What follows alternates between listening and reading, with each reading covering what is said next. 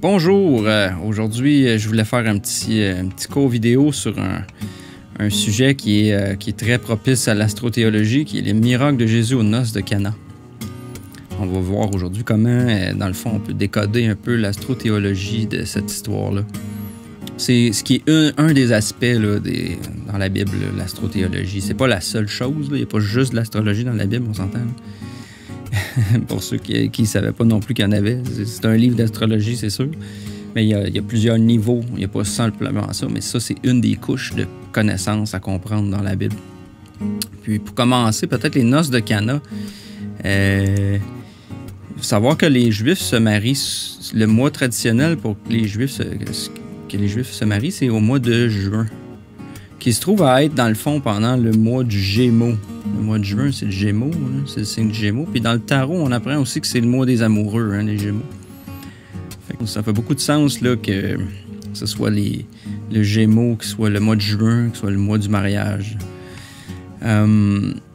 Donc ça va être important de se rappeler de ça, on va le voir tout de suite. Puis aussi, quel jour, souvent les Juifs se marient, souvent ça va être le dimanche.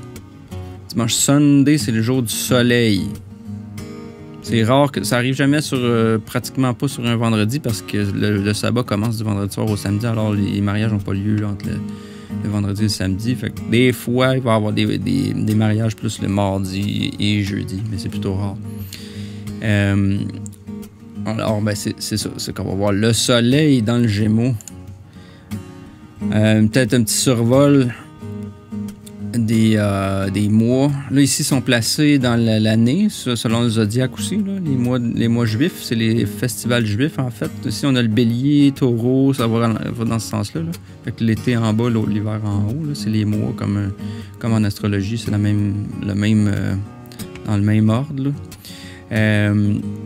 Les mois, si on veut, ici, là, au début du mois d'avril, fin mars, début avril, on tombe dans le bélier. Avec bélier, taureau, gémeaux, cancer, lion, et ainsi de suite. Si on remarque ici, aussi juste des petites notes avant de commencer, là, on a le début de l'année juive qui est en fait à la Pâque, qui est le début de l'année des Juifs, parce que c'est le côté juif, c'est le côté de l'été. Puis le côté hiver, saison des pluies, ou le mal, c'est le début de l'année des gentils. Puis qu'on arrive à l'équinoxe d'automne, dans Balance, on tombe dans l'année des gentils.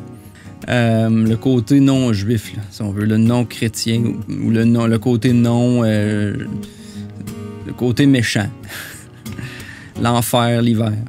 Donc, ici, on a le mois de juin. C'est drôle parce que sur cette carte-là, on voit bien ici, il parle aussi dans le mois de juin, c'est où ce qui installe les vignes là, sur les supports à vignes, c'est le mois de juin, pendant le Gémeaux. Puis le mois de... Si on veut ici, entre le Gémeaux et le Cancer, on a les premières grappes là, de raisin.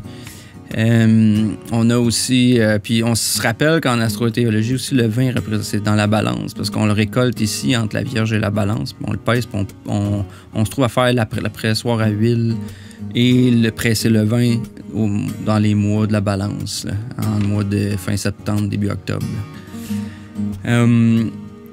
Donc... Pour revenir aux Gémeaux, on a nos amoureux, fait que c'est là le mariage se passe ici. C'est le 3e mois de l'année juive, 1, 2, 3, c'est le 3e mois.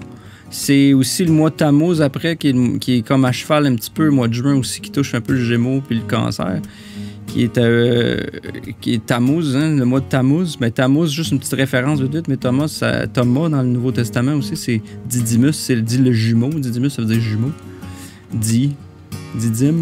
Didyme, ça veut dire deux. Fait que Thomas, Tammuz, un jeu de mots, là. C'est pour ça que c'est le Gémeaux là, dans les évangiles.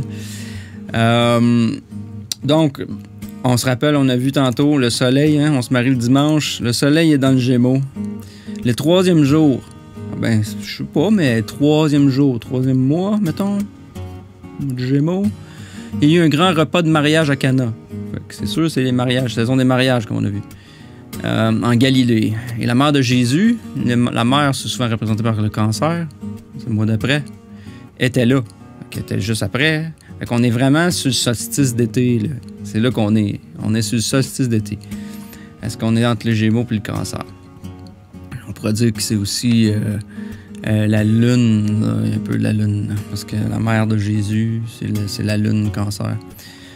Jésus et ses disciples furent eux aussi invités au repas de mariage. Les disciples, c'est souvent représenté par les Gémeaux, hein, c'est les frères aussi. C'est les jumeaux, les Gémeaux, c'est aussi les frères, c'est les amoureux, mais c'est aussi les frères, les amis, les proches, là, les enfants aussi.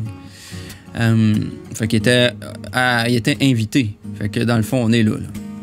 Le vin étant venu à manquer, la mère de Jésus, hein, les premiers raisins, la mère de Jésus lui dit, ils n'ont plus de vin. Puis on se rappelle, on sait que c'était un peu embarrassant pour les autres de mariage de ne plus avoir de vin. On s'entend, ça devait être parce qu'ils ont vraiment trop bu aussi, mais ça, c'est une autre histoire. Mais Jésus lui dit, « Femme, en quoi cela nous regarde-t-il, toi et moi? En quoi ça nous regarde, nous autres, ici? Là? Le vin, c'est ici qu'on le presse. Là. On le récolte, puis on le fait ici. Là. C'est pour ça que Jésus dit, « Mon heure n'est pas encore venue. Le soleil est ici. Il n'est pas encore rendu là pour récolter puis faire du vin. Fait que mon heure n'est pas encore arrivée. » Sa mère dit à ceux qui le servaient, ou les serviteurs, c'est souvent ça, les amis, ou même, c'est les amis, les Gémeaux, les serviteurs aussi, on pourrait dire les valets. Sa mère dit à ceux qui servaient, « Faites tout ce qu'il vous dira. » Or, il y avait 6 jarres en pierre posées là, comme l'exigeaient les règles de purification des Juifs. 6 jarres d'eau représentent les 6 premiers mois de l'année, parce qu'on dit il y a 6 jarres d'eau. Les jarres, durant les 6 mois d'été, le soleil remplit et tire l'eau du sol et remplit les raisins pour qu'on puisse les récolter dans la balance. Fait que 1, 2, 3, 4, 5, 6. Fait que pendant 6 mois ici, le soleil fait pousser les raisins puis les remplir pour en fait les récolter ici, le 7e mois.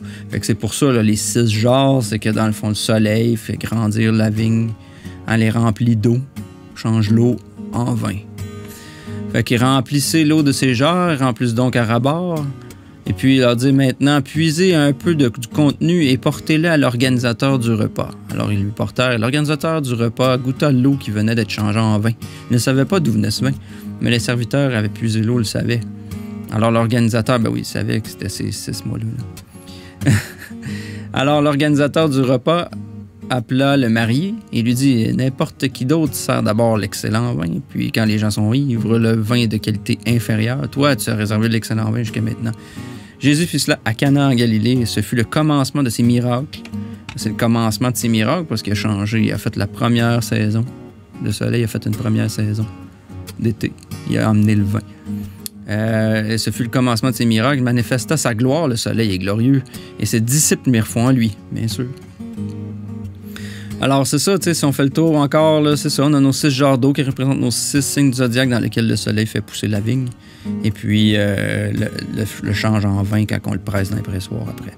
Tu sais, c'est ça, là. C'est ça, l'histoire de Cana est calquée sur le cycle de l'été. C'est pour nous enseigner ces vérités-là.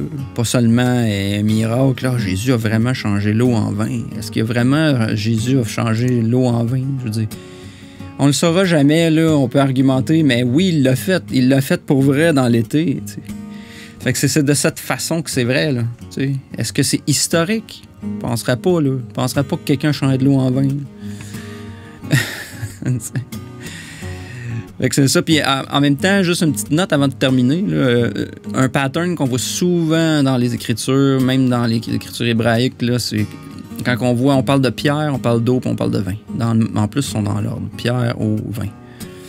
Ça, c'est un pattern qui est utilisé souvent. Comme les eaux de Mériba, il y a le même principe qui se passe. Souvent, les concepts, tout le concept, là, ça représente beaucoup. La pierre, c'est toi, l'eau, c'est ta conscience, et le vin, l'esprit. Le spiritueux, c'est l'esprit.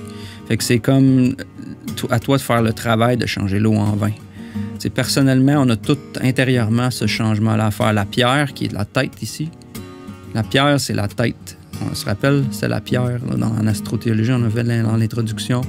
On se rappelle que la pierre, c'est la tête. C'est le rocher. Fait que c'est la pierre. L'eau, elle, c'est ta conscience qui travaille pendant tout ce temps-là. Tu travailles, tu ramènes l'eau, tu fais pousser. Puis ton esprit fait des spiritueux avec. Fait que tu deviens... Fait que tu sais, c'est une métaphore aussi pour intérieurement, comme le chemin spirituel que représente le soleil dans l'année. Alors, c'était ça un petit peu la présentation aujourd'hui des noces de Cana. Je vous remercie beaucoup de votre écoute.